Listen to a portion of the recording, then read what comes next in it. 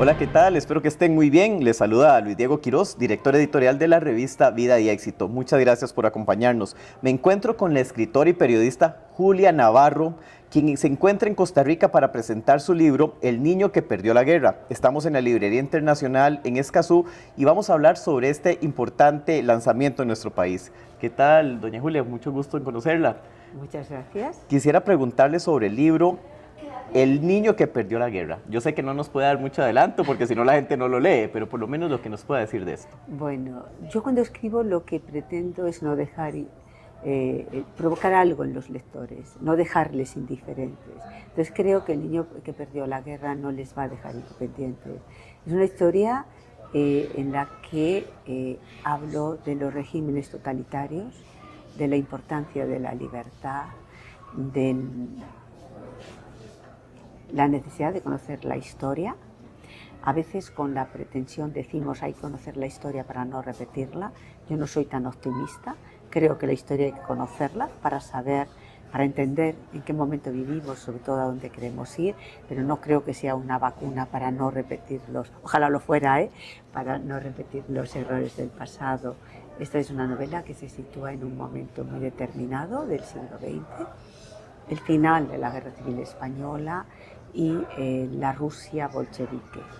Es decir, dos regímenes, la guerra civil la gana Franco y hay un régimen fascista en España, el régimen bolchevique instala el comunismo en la Unión Soviética, o sea, crea la Unión Soviética y son dos regímenes totalitarios. Julia, su carrera comenzó con el periodismo y dio el salto luego a la literatura. ¿Qué la motivó a escribir ficción y cómo ha influido esta experiencia periodística en ser escritora? También se lo pregunto como periodista. Bueno, a mí el periodismo me ha dado las herramientas para escribir. El periodismo y la literatura son dos líneas paralelas. Los periodistas contamos historias reales.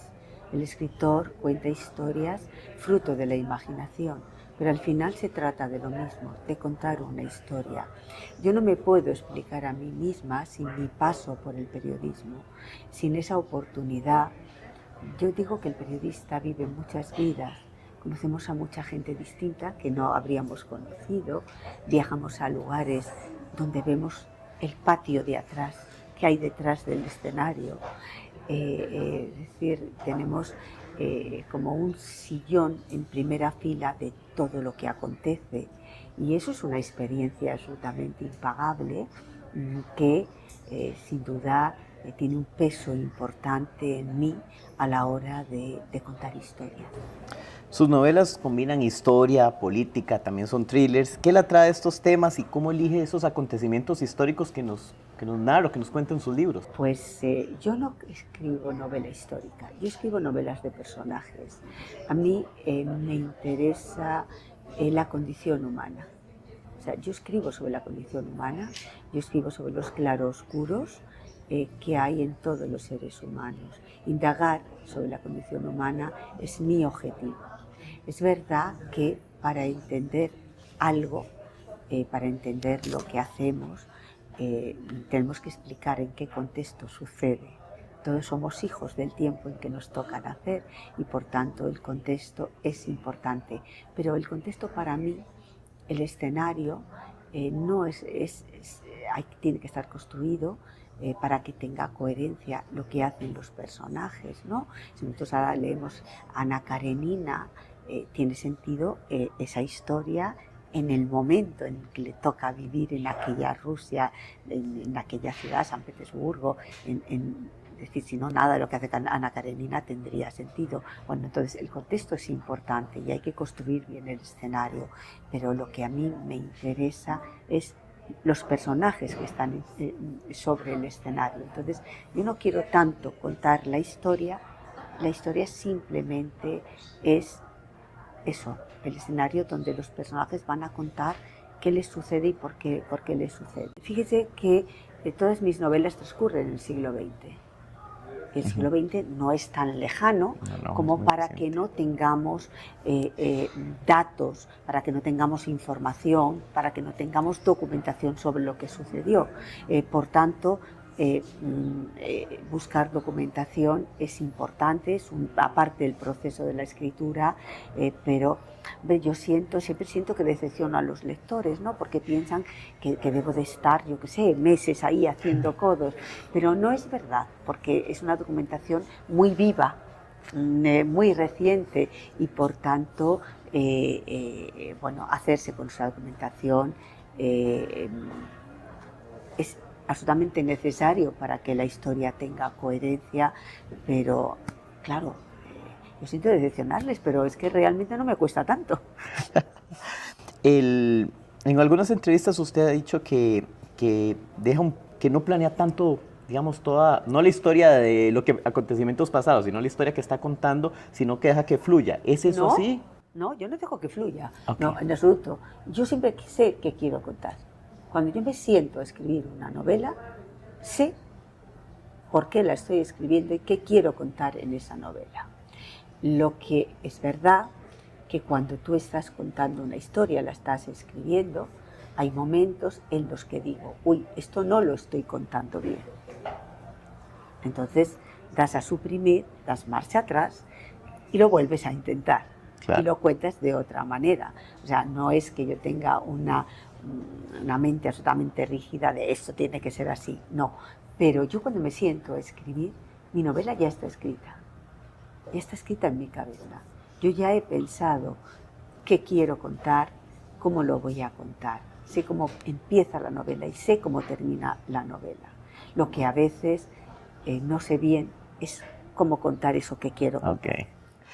En esos tiempos en donde el mundo digital incurre con tanta fuerza y más todas estas redes sociales que nos están acostumbrando a historias muy cortas y a veces no muy bien contadas, ¿considera usted que es un reto crear unas obras que requieren tiempo versus la inmediatez y la superficialidad que nos regalan las redes sociales? Vamos a ver, las redes sociales son parte del presente y seguirán evolucionando en el futuro. Por tanto, no se trata de dar batallas inútiles. O sea, a mí me encanta el Quijote y sus batallas contra los molinos de viento, pero yo no tengo esa actitud quijotesca de decir esto me voy a enfrentar a eso. No, es parte de la realidad, es parte del presente y por tanto hay que vivir con ello. Sí me preocupa algo que ha dicho y es, yo creo que vivimos en una sociedad muy banal,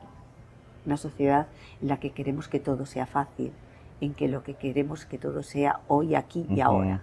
Y entonces eso sí que me preocupa, porque eso conduce a la superficialidad, a la banalidad, a que no haya un momento para sentarse a reflexionar, ni siquiera para saber por qué queremos lo que decimos que queremos, ¿no? Eso sí que me preocupa.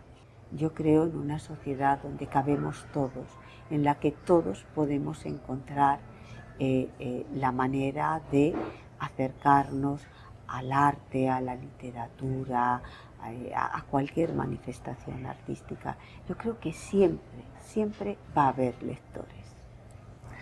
Julia, ¿qué nos puede adelantar? ¿Viene alguna nueva historia que pueda decirnos o eso se mantiene en secreto? Eso se mantiene en secreto, no se lo cuento. Vamos, si lo contara aquí, a mi editor le daría un infarto, porque no se lo cuento ni a él. No, yo prefiero trabajar sin presión. Es decir, si yo empezara a contar de que estoy escribiendo, casi sentiría la presión de... claro, porque cuando yo estoy pensando en la siguiente novela, en lo que voy a contar, es un proceso en el que se producen cambios. Si yo ahora digo, voy a escribir de esto, voy a contar esta historia, a lo mejor la base es la misma, pero la historia que termino contando es diferente. Y yo nunca cuento de qué van mis novelas realmente hasta que no la entrego en la editorial. Y no hay novela hasta que no pongo la palabra fin. Excelente. La última pregunta. ¿Cuál es su obra favorita? La que usted haya escrito, que usted considere que es como su preferido. Mira, es como si a una madre o a un padre le preguntan cuál es su hijo favorito. Yo creo que mis libros son una parte de mí, aparte de mis pensamientos, de mi biografía, de mis lecturas, de mis inquietudes, de mis desafíos. Y son como los hijos, ¿no? Hay un hijo que te da muchas alegrías porque estudia mucho, hay un hijo que te da unos disgustos enormes, pero es muy simpático y muy imaginativo. Hay otro que es muy cariñoso, hay otro que es más introvertido. Es decir, todas mis novelas son importantes para mí y responden a momentos concretos de mi vida, y sería incapaz de elegir. Sería injusto elegir entre ellas. Entiendo. Julia, muchísimas gracias. No, muchísimas gracias a ustedes por darme esta oportunidad de compartir esta charla y de compartir El niño que perdió la guerra.